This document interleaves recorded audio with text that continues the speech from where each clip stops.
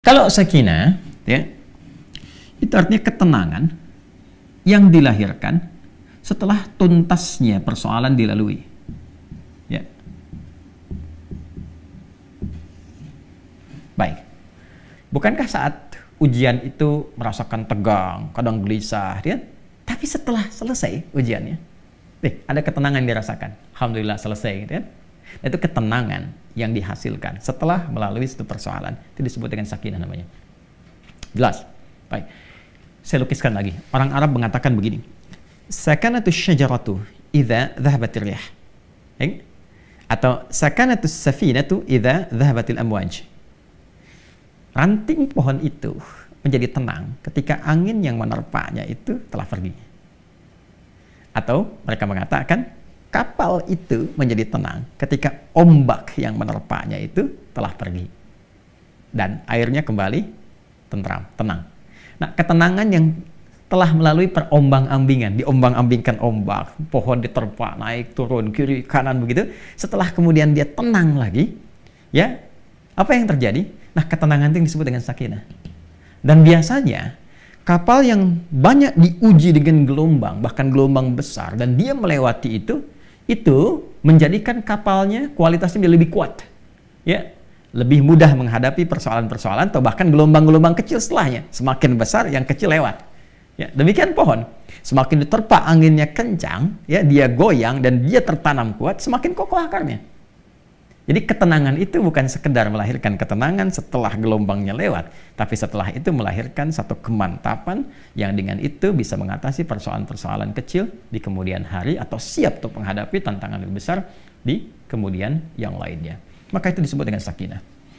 Ketika kehidupan di rumah tangga, ini yang akan saya sampaikan, disebut dengan sakinah, memberikan kesan kepada kita bahwa bukan berarti di rumah tangga itu akan hampa dari persoalan.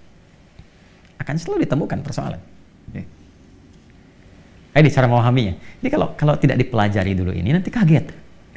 Bukan berarti nggak ada masalah. Rumah tangga itu pasti ada masalah. Ya, yang paling ideal kan rumah tangganya Rasulullah SAW. Tapi coba lihat, apakah dalam kehidupan rumah tangga Nabi tidak ada masalah? Jangan salah, banyak persoalan, ya kan? Tapi dengan persoalan itu turun panduan pada kita. Turun ayat, turun hadis, mengatasi ini bagaimana, ya, kalau salah persoalan pemahaman bagaimana, salah komunikasi bagaimana, meluruskan yang ini bagaimana, kalau ingin cari teman cerita ke siapa, kalau mengadu belum ketemu suami istri ke siapa mengadunya, ada semuanya. Gitu.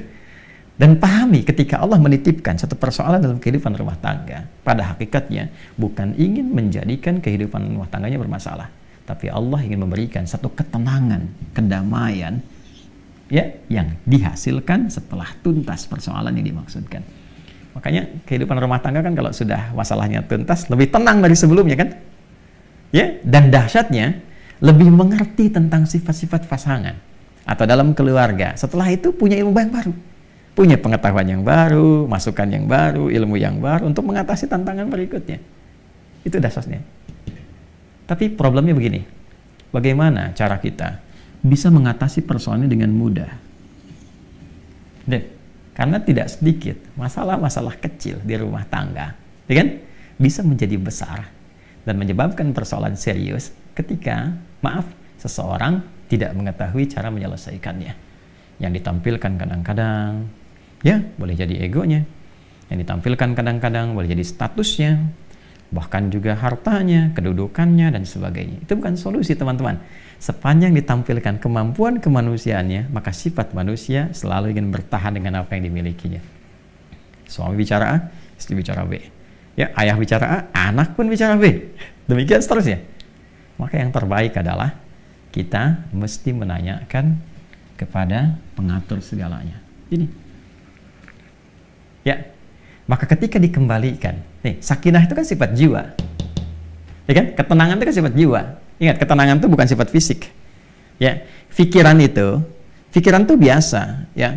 Pikiran itu bekerja terus, berpikir itu terus, nggak berhenti, berpikir. Apa yang memberikan kegelisahan dan ketenangan pada pikiran? Jiwa. Jadi perintahnya di sini semua dalam jiwa kita. Kalau dia gelisah berarti dari nafsu, ya kan? Kalau dia tenang, nyaman berarti dari takwanya. Itu di jiwanya. Jadi pikiran itu normal saja. dia beraktivitas. Seperti fisik pun diperintahkan. Fisik tuh gimana perintah dari pikiran saja. Ya. Nah, apa yang memerintahkan pikiran dan mengisinya untuk mengarahkan apa yang harus dilakukan itu, maka itu dari jiwa.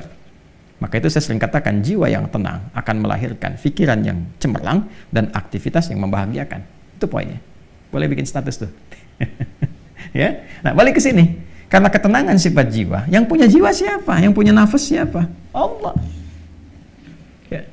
Makanya sering kita katakan kan, ya mengikuti doa Nabi sallallahu alaihi wasallam, ya muqallibal qulub, ya tsabbit qulubana ala dinik, ala iman. Wahai Allah yang mengetahui keadaan hati kami, gitu kan? Yang membolak-balikkan hati, yang memberikan kedamaian pada jiwa, berikan kami kemantapan dalam jiwa kami untuk menaati ketentuanmu, untuk beriman kepadamu, untuk konsisten pada dinmu. Ini poinnya. Nah, sekarang bagaimana caranya kita bisa belajar untuk menenangkan jiwa sebelum menghadapi persoalannya? Ini poin besarnya. Jadi ada orang-orang tertentu yang Allah berikan ketenangan paripurna dalam jiwanya, sehingga ketika dihadapkan pada masalah itu, dia bisa menyaring persoalannya, menjadikannya lebih kecil. Dan yang paling dahsyat, jadi ringan masalahnya sebelum dihadapi. Bukan nggak punya masalah. Boleh jadi masalah yang sama bagi orang lain besar, bagi dia tinggal senyum selesai. Itu poinnya. Jadi bukan nggak punya masalah. Masalah dia ada. Cuma dikecilkan oleh Allah kadarnya, sehingga dengan kelapangan hatinya, itu menjadi kecil. Jadi kalau Anda punya cawan, teman-teman, ya, cawannya besar, apa saja Anda bisa masukkan dan jadi kecil di situ. Tapi kalau cawannya kecil, ya, yang kecil pun jadi besar. Garam sedikit itu asin semua. Nah, ada orang-orang yang jiwanya dilapangkan oleh Allah, sehingga ketika dia menghadapi satu persoalan, perbedaan dengan pasangannya misalnya, ya kan? Melihat keadaan anak dan sebagainya, dia bisa melihat dengan hikmah. Allah lapangkan keadaan hatinya. Kenapa begini? Dia nggak langsung simpulkan, langsung keluar ini, itu dilihat dulu, dia bersikap dulu. Nih, kelapangan jiwa, ini mahal. Dan ini tidak mungkin bisa didapatkan kecuali lewat skema ibadah ke sini. Menghamba. Ya. Nah, semua kumpulan nilai-nilai ibadah kita dalam rangka mendekat kepada Allah, saya sering ingatkan, itu disebut dengan takwa namanya. Ya kan? Takwa itu kan gabungan antara iman dengan amal soleh. Ya kan? Iman itu kan pekerjaan hati dalam jiwa, amal soleh implementasinya. Digabungkan jadi takwa. Seseorang yang membangun kehidupan rumah tangganya dengan nilai-nilai ketakwaan. Ini, dia bangun dengan takwa. Dia jaga sholatnya, diwasiatkan pada istrinya sekalipun keluar tetap jaga sholat. Anak-anak pastikan sholat. Hidupkan rumah dengan Al-Quran. Dekati Allah Subhanahu Wa Taala. Banyakin zikir. Misal, itu akan beda suasana rumahnya. Demi Allah saya katakan, Anda kalau nggak percaya silahkan. Ya, hidupkan rumah dengan suasana ibadah kepada Allah. Anda ada di dalam ataupun sedang di luar, hidupkan. Maka akan ada suasana yang berbeda kepada jiwa. Allah akan jaga itu. Ya, ketika takwa meningkat, bahkan diringankan persoalan. Sebelum ada masalah, solusi datang. Sehingga masalah jadi ringan. Itu yang dimaksud Quran, surah ke-65, di akhir ayat kedua. At-Talaq, ayat kedua. At-Talaq itu kan satu masalah yang tinggi, ya, yang tidak mudah diatasi. Ya, bahkan dalam kondisi yang paling rumit pun ketika Anda mendekat kepada Allah, Allah ringankan dan berikan solusi yang jernih. Berpikirnya jernih sekali. Tahu apa yang harus dilakukan. Ya kan? Maka apa yang terjadi? Wa may yattaqillaha yaj'al lahu makhraja. Siapapun yang mampu membangun ketakwaannya kepada Allah, dan dia naikkan lagi, ya kan? Maka apa yang terjadi? Yaj'al lahu makhraja. Allah berikan jalan keluar dari setiap persoalan yang ia alami. Apalagi kalau pasangan itu kompak. Ya kan? Ya, mungkin nggak bersama-sama dalam beberapa kesempatan, tapi memberikan wasiat, bangunkan istri, anak-anak, ingatkan sebelum pergi, kan, dan sebagainya. Itu pasti tuh. Ya, dari sekian banyak persoalan, ketika ditumpahkan di atas sajadah, dia mengecil dan curhatnya kepada Allah.